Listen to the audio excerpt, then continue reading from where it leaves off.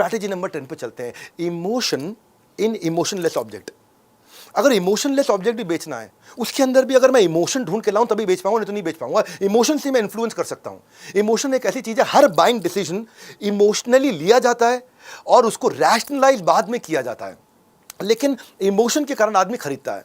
अब पिडिलाइट ने एक बार ब्रीफ दिया कि भाई अब फेविकॉल की 60वीं एनिवर्सरी है, ऐसी एक ऐड चाहिए जिसको लोग सालों तक ना भूल पाएं। फेविकॉल 60 साल से बेचा जा रहा है, ये पूरी 60 साल की जर्नी को मैं कैसे बता दूं, समझ में नहीं आ रहा है। कोई ऐसी ऐड बनाओ भाई पीयूष पांडे जी। अब पीयूष सोचे यार ये क्या ब्रीफ मिल गया मेरे को, है जी, क्या करें। अब वो क्या है, मैं बताया ना, ऑब्जर्वेशन का गेम है सारा का सारा। इमेजिनेशन ऑब्जर्वेशन कहाँ से आएगा, कस्टमर की एस्पिरेशन से, कस्टमर क्या चाहता है। अब पीयूष सोफे पे बैठे बैठे सोचते रहे, समझ नहीं आ रहा था। और माँ बाप की उनकी आपस में बहस चल रही थी घर में, जयपुर में थे उस समय, बहस चल रही। अब क्योंकि पिताजी बोल रहे थे भाई सोफा बेच दो, पुराना हो गया है, सोफा बेच देते हैं इसको, नया सोफा लेकर। माँ कहने ना कुछ भी हो जाए, सोफा मैं लेकर के आई थी अपने मायके से, ये नहीं जाएगा कहीं।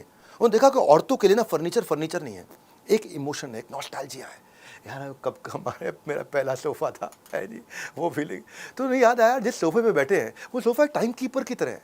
जयपुर के पुराने घर में दादी जी का सोफा हुआ करता था, पिताजी 1946 में लेकर के आए थे जब लखनऊ शिफ्ट हुए। बाद में वो सोफा माँ का सोफा बन गया, माँ के सोफे के बाद अब वो हमारा सोफा बन गया, हमारे सोफे के बाद हमारे बच्चों का सोफा बन जाएगा। वो सोफे के साथ बचपन, स्कूल, शादी सब कुछ देख लिया उन्होंने। और सोफा देखते देखते पीयूष जी को एक आइडिया आया, यार ऐसी इमोशनल मार्केटिंग करते हैं, ऑडियंस को समझते हैं, ऑडियंस क्या करती है इसमें। पुराने ज़माने में घरों में क्या होता था, अब ना दिखने वाली चीज़ को मुझे दिखाना है, इमोशनलेस चीज़ को मुझे दिखाना है, तो एक ऐसी कंपेलिंग स्टोरी बनाता हूँ जिससे मेरी कम्युनिटी अट्रैक्ट हो जाए। और साथ में म्यूजिक बड़ा अच्छा डालता हूँ। जज्बात से बनेगी बात, पहले कस्टमर को फील करो, उसके बाद डील करो। तो वो जो है ना, expression of deep emotional sincerity के साथ बनाऊँ मैं। तो मन में बुदबुदाया, सरमाइन का सोफ़ा, मिसराइन का सोफ़ा। सरमाइन कौन है, शर्मा जी का, हाँ, मिसराइन कौन है, शर्मा जी की बहन।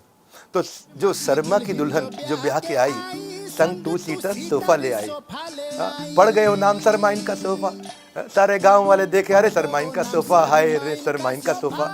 अब शर्मा जी का सोफा तो सरमाइन, अब सरमाइन की बहन का ब्याह कराइन, अब सोफा पर नया कपड़ा चढ़ाइन, बन गए हो मिसराइन का सोफा। ओह हाँ मिसराइन का सोफा, हाँ जी मिसराइन का सोफा। अब मिसराइन के बाद उसने फिर कपड़ा चढ़ाया परिवार में, सोफा और आगे निकल के नया कपड़ा चढ़ा। अब बंगालन का सोफा, हाँ जी। और फिर उसके बाद अगली शादी हुई कलेक्टर के परिवार में, हाँ कलेक्टराइन का सोफा, हाँ जी कलेक्टराइन का सोफा। उन्होंने जनरेशन दिखा दी, वही सोफे पे नया कपड़ा चढ़ा रहे हैं। और लास्ट में दिखाया वो सोफा चला क्यों इतना, क्योंकि बीच में फेविकॉल से जोड़ रखा था सोफे को। कोई ब्याह कराए या ना कराए, पर सोफा बनाए तो दिल से बनाए।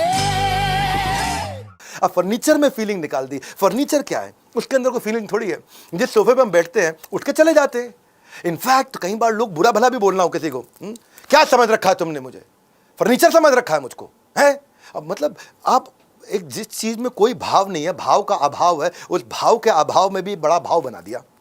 60 साल की पूरी वो कहानी ऐसे बता दी। इतना फेमस ऐड बनाया, लोग भूल नहीं पाए। और ये फेविकॉल की ऐड टीवी पे, रेडियो पे, ओटीटी पे आज तक की सबसे ज्यादा लंबी चलने वाली ऐड रही।